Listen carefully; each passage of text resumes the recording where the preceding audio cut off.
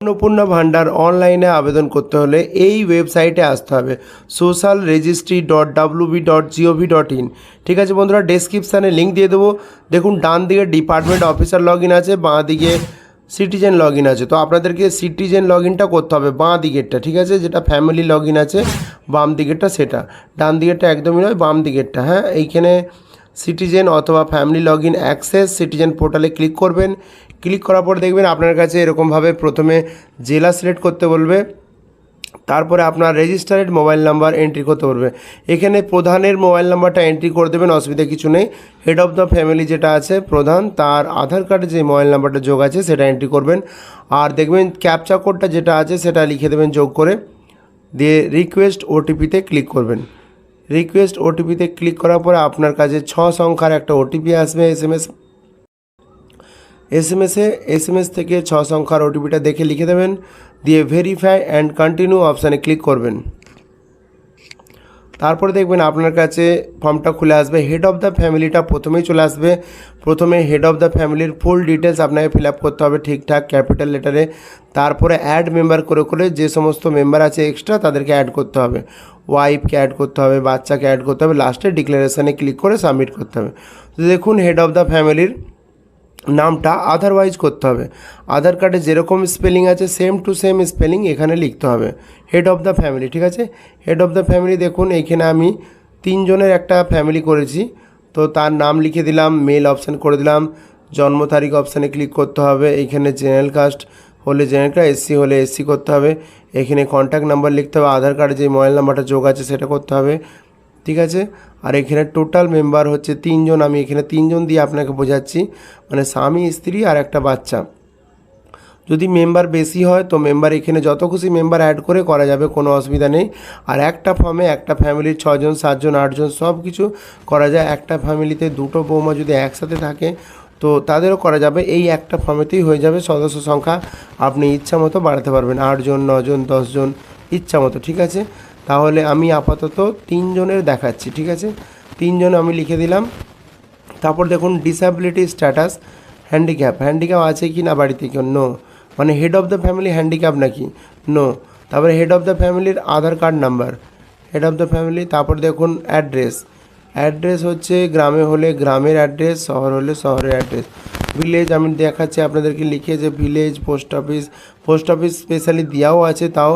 আর area type, গ্রাম হলে rural, শহর হলে আরবান। পিনকোডটা এখান থেকে সিলেক্ট করে নেবেন।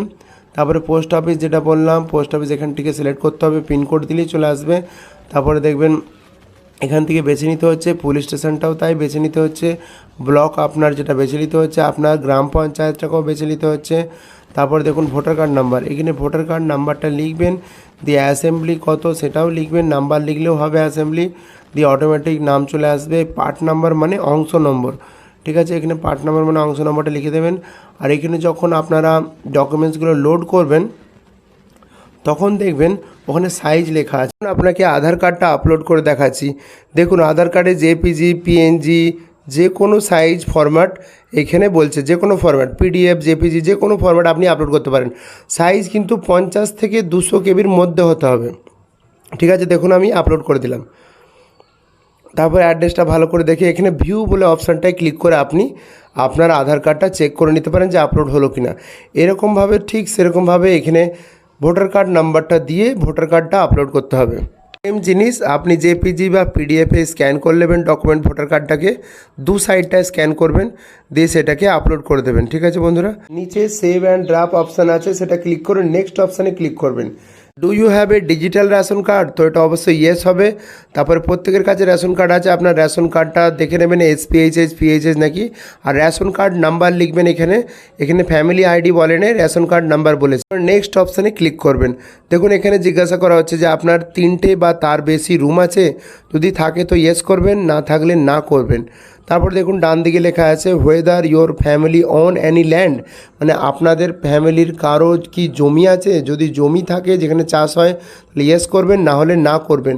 আপনার কি কমার্শিয়াল 4 চাকা আছে, যদি থাকে তো ইয়েস করবেন, না হলে না করবেন। আপনার কি হেলথ ইন্স্যুরেন্স আছে, তো দেখুন এখানে ইয়েস করতে হবে।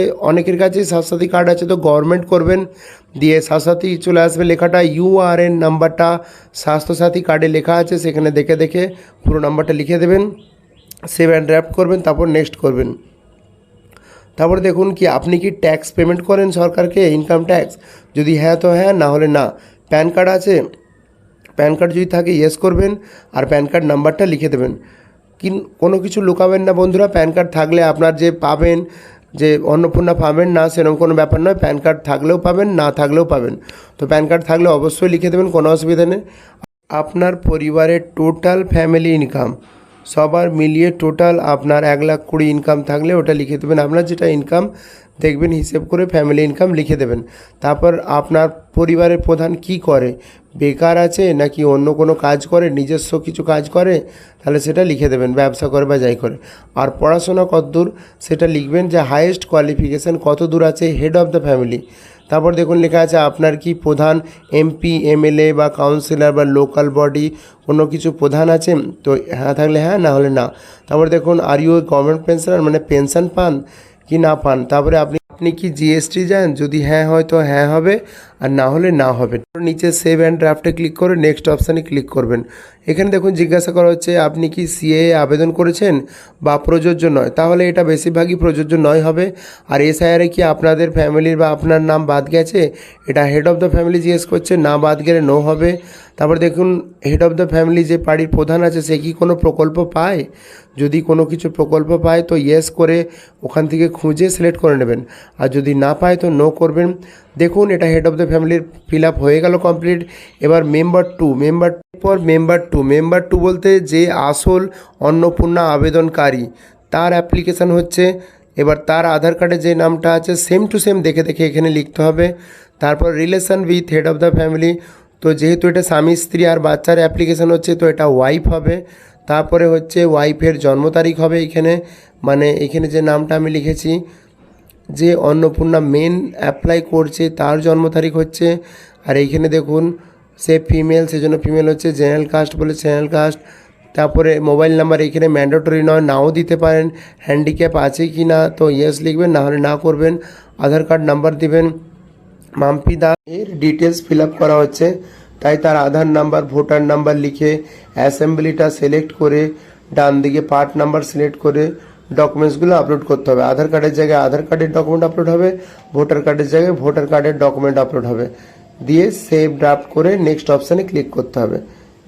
সেকেন্ড মেম্বারের সমস্ত ডিটেলস ফিল আপ হওয়ার পরে দেখবেন থার্ড অপশান অটোমেটিক চলে এলো, মানে 3 নম্বর মেম্বার যে আছে তার অ্যাপ্লিকেশানটা খুলে গেল। 3 নম্বর মেম্বার এখানে দেখবেন একটা বাচ্চা, মানে সেখানে চাইল্ড অপশানে আপনাকে ক্লিক করতে হবে। 3টে কমপ্লিট হয়ে গেলে তারপরে আপনাকে ডিক্লারেশানে ক্লিক করতে হবে। তো দেখুন আমি চাইল্ডের অ্যাপ্লিকেশানটাকে ফিল আপ করছি, চাইল্ড অপশানে আপনাকে টিক মারতে হবে। দেখুন এবারে আপনি যেহেতু চাইল্ডটাকে সিলেক্ট করে নিয়েছেন, আপনি ব্যাকে আসলে আর ব্যাকে আসতে পারবেন না যতক্ষণ না আপনি চাইল্ডের পুরো অ্যাপ্লিকেশানটাকে কমপ্লিট করছেন। তো যদি আপনার মাম্পি দাসের কিছু ভুল হয়ে থাকে, মানে বউয়ের কিছু ভুল হয়ে থাকে বা হেড অফ দ্য ফ্যামিলির কিছু ভুল হয়ে থাকে, তাহলে আপনাকে আগে চাইল্ডের অ্যাপ্লিকেশানটা পুরোটা লিখে ফেলতে হবে। তারপরে আপনি আবার বাঁ দিকে মানে ব্যাকে এসে আপনাকে দেখতে হবে কিছু ভুল আছে কিনা। ঠিক আছে বন্ধুরা, কোনো টেনশন নেই।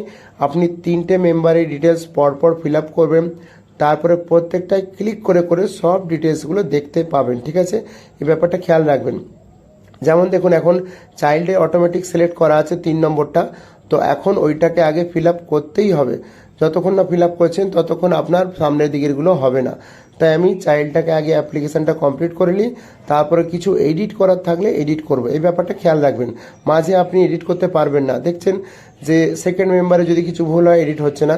তো বাচ্চার নাম, বাচ্চা কি হয়, সন, ছেলে হয়তো সন লেখা আছে, বাচ্চাটা কে, মেল মানে ছেলে। তারপরে দেখুন ছেলেটা জেনারেল কাস্ট, সেজন্য জেনারেল কাস্ট সিলেক্ট করা আছে। কন্ট্যাক্ট নাম্বার আপনি দিতেও পারেন, নাও দিতে পারেন। হ্যান্ডিক্যাপ হলে ইয়েস করবেন, না হলে নো করবেন। বাচ্চার আধার কার্ড নাম্বার যদি থাকে তো দেবেন, যদি আধার কার্ড না থাকে তাও চলবে। দেখুন এখানে ম্যান্ডেটরি নেই, কোনো আধার নাম্বার দিয়ে আধার কার্ডটা আমি বাচ্চাটা সিলেক্ট করে দিচ্ছি। আধার কার্ডটা সেভ হয়ে গেল, তারপর নেক্সট করতে হবে। তারপর দেখুন এখানে হ্যাভ ইউ হেলথ ইন্স্যুরেন্স, তো ইয়েস করবেন। স্বাস্থ্যসাথী কার্ডে নিশ্চয়ই বাচ্চাটা অ্যাড আছে, সেজন্য এইখানে স্বাস্থ্যসাথী কার্ডটাকে আপনাকে গভর্নমেন্ট অপশানে সিলেক্ট করতে হবে। যদি প্রাইভেট কোনো ইন্স্যুরেন্স করা থাকে তো অবশ্যই প্রাইভেট করবেন, দিয়ে নেক্সট করবেন। দেখুন ইনকাম অপশানটা বাচ্চাদের জন্য দেয়নি, সেজন্য আবার আপনাকে নেক্সট করতে হবে, ইনকামে কিছু ফিল আপ করা চলবে না। দেখুন সিএ অপশান দিয়েছে, এগুলো অবশ্যই নট অ্যাপ্লিকেবলই হবে, তাই এগুলো এসআইআর নাম বাদ গেছে, এগুলো সব নট অ্যাপ্লিকেবল হবে বাচ্চা যেহেতু। তারপর দেখুন বাচ্চা কোনো প্রকল্প পায় নাকি, এটাও নো হবে, দিয়ে আবার নেক্সট হবে। তারপর দেখুন এইটা মেন পয়েন্ট বাচ্চাদের ক্ষেত্রে, যে বাচ্চারা কোথায় পড়ে, যদি আইসিডিএস সেন্টারে পড়ে তো সবার নিচে অপশানে আদার্স হবে, আর যদি কোনো স্কুলেই না পড়ে একবারে ছোট তো নট অ্যাপ্লিকেবল হবে।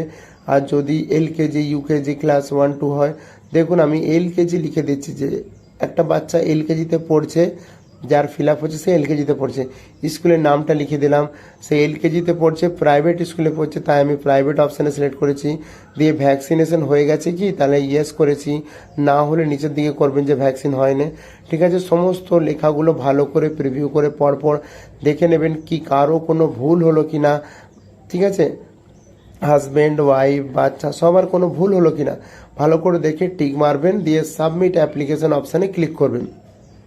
দিয়ে দেখবেন আপনার কাছে একটা অ্যাপ্লিকেশান নাম্বার দেওয়া হবে, টেম্পোরারি অ্যাপ্লিকেশান নাম্বার, সেটা ভালো করে প্রিন্ট আউট করে রেখে দেবেন, পরে ভবিষ্যতে কাজে লাগবে।